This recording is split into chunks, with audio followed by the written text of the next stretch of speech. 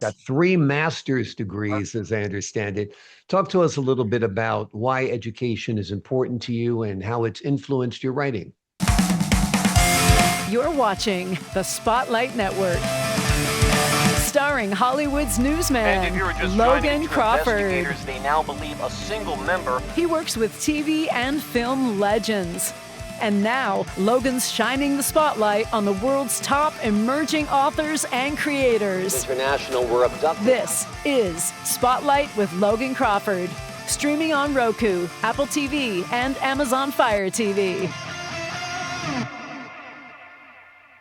What if the world you knew was only one fragile layer of reality, and you suddenly discover you had the power to hold everything together or tear it all apart? I'm Logan Crawford, and right now on Spotlight, we are joined by a terrific author. Her name is Elizabeth Adams, and she has penned a wonderful book. It is called The Last Realm Weaver. It is a fantasy adventure that follows Cassie as she discovers hidden worlds, extraordinary powers, and a destiny she never knew was waiting for her. With ancient forces awakening, dangerous enemies closing in, and a mysterious protector named Jared by her side, Cassie must learn what it truly means to become a realm weaver before the very fabric of existence begins to unravel. We're delighted to have this very talented author join us here today, and we ask viewers like Thank you you. Good to be here. support authors like her by subscribing to our channel and by purchasing her amazing book. The links are below this interview. Elizabeth, now I'll welcome you to the show. Thank you so much for joining me. Oh, yes. Thank you. It's good to be here. Great to have you on the show. Take us back to the beginning. Where did the idea for The Last Realm Weaver first come from? It's a good question because it actually started out as a youth novel. I've been working on it for about 20 years and I never could finish. It was the idea for Jinns and the world of the Fringe was always there, but I was never able to put it together as well as I wanted. It wasn't until after my dad and mom got sick that the ideas finally took place, and I wanted to make sure that I gave tribute to him and to her in the book. So that's where a lot of my characters come from. Um, we've got, of course, her father, Jeffrey, in the book. Um, and I'm sorry, I just lost you. Oh, no, not at And all. then we Not at all. have Jared. Yeah, so pretty much the idea from the book, it stemmed from 20 years of toil and tribute to all the sacrifice that myself has made. Cassie, in her own right, goes through some of the same things that I went through. And as a person, as dealing with grief and loss, um, and that feeling of not having the power to make things happen when you need them to happen, and Yeah. having to accept the fact that, you may have all the power in the world, but at the end of the day, you still have to you're still going to sacrifice and you're still going to go through those things. It's how you carry yourself afterwards. And that's kind of how I wanted to, that's where the book came from. Just years of it, writing a little bit here, writing a little bit there. And then finally it just kind of took shape, probably about 2 years ago. It just, I don't know. It was one of those weird things where I'd written on and off, and then the whole idea just exploded. Um, and I like the block had just left, and I was able to write her story. Wonderful, wonderful. And Cassie begins the story believing she understands the world around her until reality quite literally opens up in front of her. Why did you want to introduce readers to this fantasy world through someone discovering it for the first time? I think because we all discover it for the first time, and we live it every day, and it's not always pretty. And sometimes we always look for that outlet, and that was the thing. I wanted to create that escape. But even in that escape, the grass is not always greener.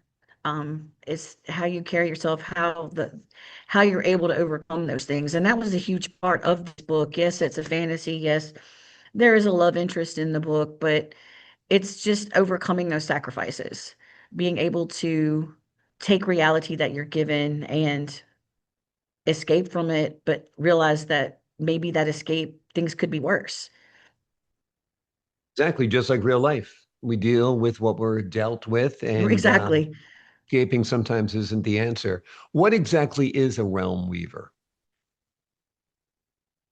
Well, she actually, we have a lot of people I've talked to like to compare it to the multiverse, where there's threads, of course, and she is able to manipulate those threads to make portals in and out of realms.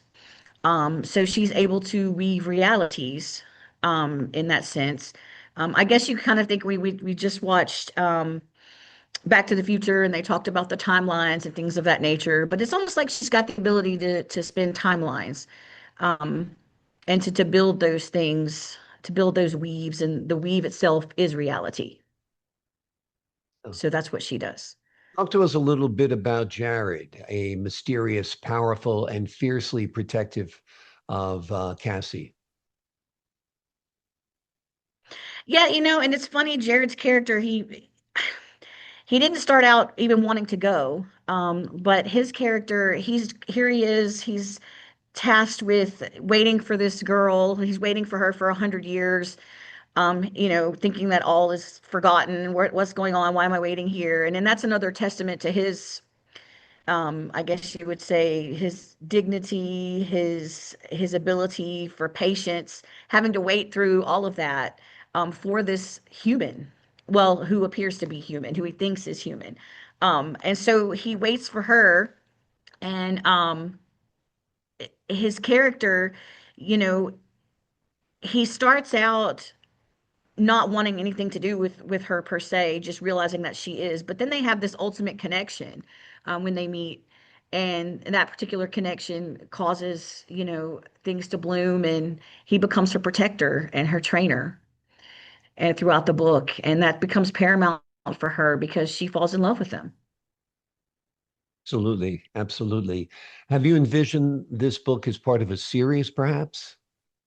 Yes, and actually, I've written the other four books. Oh, They have been written, and in that particular series, we've got Jared in the first book, and then she meets his brothers in the second. She actually spends more time in the Fringe, which is the actual. She takes the portal to the Fringe, and it's the first book. What we see is we have what we call the Watcher's Nest, and that is where Jared lives. He's been living for 100 years, and it's his fortress, so to speak, what he's made.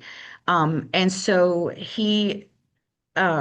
and I had just lost my train of thought, but yeah, so in the second book, ends up going to the Fringe from the ultimate portal, which is in the fortress.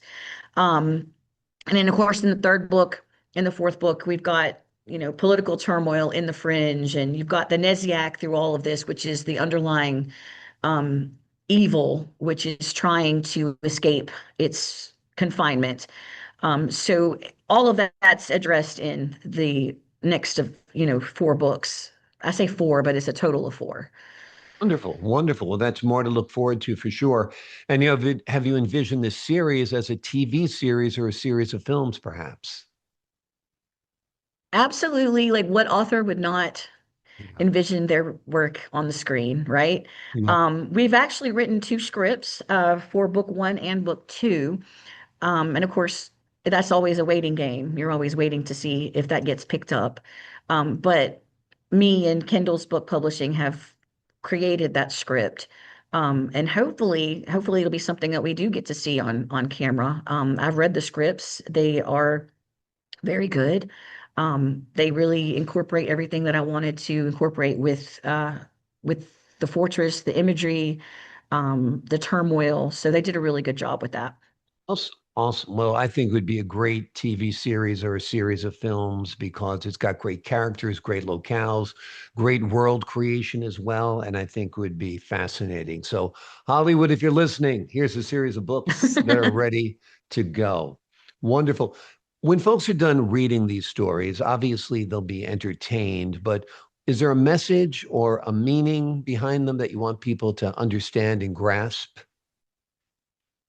Yeah, I mean, I really, you know, her struggles they're raw struggles. Like they're the everyday that we have in reality. And then on top of all of that, she's given this power that she doesn't know what to do with. And but she survives it. And I think that for me was the biggest theme of all of the series was, you know, yes, there's power. You know, if you had power, what would you do with it? Um, but at the same time, what can you do with it when you're just trying to survive? There's that balance that we have to create. And so I really would hope that people would get the message, that power or no power is the power itself is you overcoming those sacrifices and overcoming those things that torment you daily, whether it's an ancient evil or something of that nature, or just your everyday traffic jam. Absolutely. Who are your influences? What type of work or science fiction or fantasy inspires you? I remember I've been reading since I was a little girl, and L.J. Smith was some of the first. She did the Vampire Diaries when they came out. So it started when I was a young girl, and some of the bigger ones now for me, of course, are Rebecca Yarros, who doesn't know her in The Fourth Wing, and J.R. Ward. There are so many authors out there that have impacted just how I see fantasy. Um, that it would be kind of hard to just pick one per se, but I can tell you that there isn't just one that has impacted me. I read hundreds of books a year, so for me, it's all of them. Exactly. They all become a little part of you, books that inspire you, films that Yes, inspire you, TV shows, music, whatever it might be. Hundreds of books a year. I know you're a lifelong learner. You've got yes. 3 master's degrees, as I understand it. Talk to us a little bit about why education is important to you and how it's influenced your writing.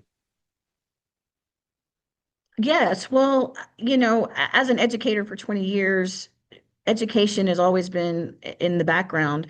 I'm actually working on my fourth master's right now in education leadership. So, Wow. but education it's about that betterment for yourself, and never giving up, never being satisfied. And I think that in itself in education is what we want for our kids as well. Like we want them to never be satisfied. We want them to don't just take that answer. We want them to think for themselves. And to me, that's what education is all about, learning to think for yourself, metacognitively, cognitively, like doing all of those things. And so as a lifelong learner, an educator, as far as writing, I really strove to even have Cassie. I mean, there's even a scene, in the library. Like libraries are always precious to readers, and they always seem to find themselves in books. For the character, like, oh, there's the library. So, it even made its way into mine. So there's that. But yeah, so that's how it really affects me as far as the writing itself, trying to incorporate that lifelong learning, because she's always learning in the series. There's always book study and things of that nature where she's got to learn, what's going on with the ancient evil and what's going on with the spell and all of those things. Wonderful. Wonderful. Well, So, yes, we're sir. glad you're a lifetime learner. We're glad you're an educator. Congratulations on getting a fourth master's degree. I think that's wonderful. And I think the young people that you educate are lucky to have you as a teacher. And I think these books are educational, entertaining, and enlightening. I think those are 3 E's to describe this series. The name of the book we've been primarily focusing on today is one of the books in this 4-book series. It is called The Last Realm Weaver. It is written by Elizabeth Adams. It is a fantasy adventure that takes readers beyond the boundaries of the worlds we know and into the struggle involving hidden realms, extraordinary powers, dangerous enemies, and one woman's discovery of who she was meant to become. Elizabeth, thank you so much for joining us here today. Thank you. Thank you so much, Mr. Crawford. My pleasure. I appreciate your time, your insight, your talent, and the great work you've done on these books. To the folks at home, I'm Logan Crawford, thanking you for your time this time. Until next time.